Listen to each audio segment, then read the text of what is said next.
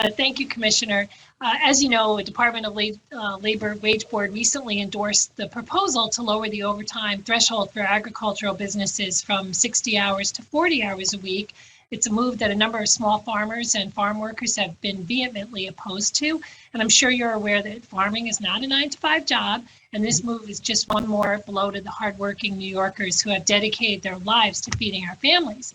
And given the crisis that our farms are facing right now and the rising costs that we're seeing on food across the board, do you think this was the right move? And as Commissioner, are you considering modifying or rejecting the Wage Board's decision? So I know that the vote was taken on, I believe it was Friday evening, and they are writing up a full report, which I will receive in a timely manner. I don't know what the time span is. And then I have 45 days to consider it. So I'm not at liberty right now to tell you what I'm going to do because I haven't read the report. I know that this is of great concern to the workers as well as to the employers, and I look forward to reading the report from the Wage Board. Thank you. I appreciate that. And my next question is, I recently met with a group of parents whose children receive special education services, and they made it clear to me that the state is not doing nearly enough to ensure that the kids like theirs have access to work opportunities when they complete their education. I heard story after story.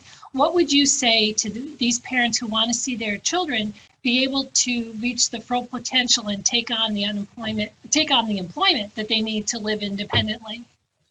Great question. And I spoke to a committee in January about or like last year, I think, on I'm working with these communities. We are part of a very large network of state agencies, federal agencies, not-for-profits, who are all engaged in ensuring that the people who have either have some kind of disability are able to get a job, get trained for a job, get a job, hold the job, and be treated well in the job.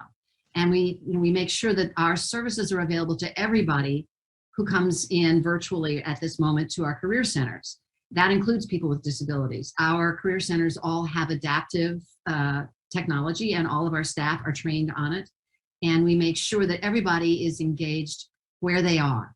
We don't meet somebody with an expectation, you do this or you do that. We do an assessment of each individual and understand where they are in their life, in their education, in their workforce aptitude, in their resume world, and then try to find an appropriate situation for them. And that includes people with disabilities.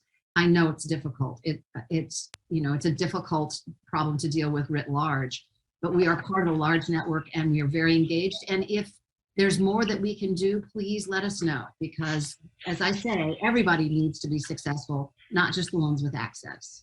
Yeah, I heard from many parents about this, so I appreciate anything that we can do moving forward, and I'd like to maybe follow up with the conversation with you afterwards. Thank you.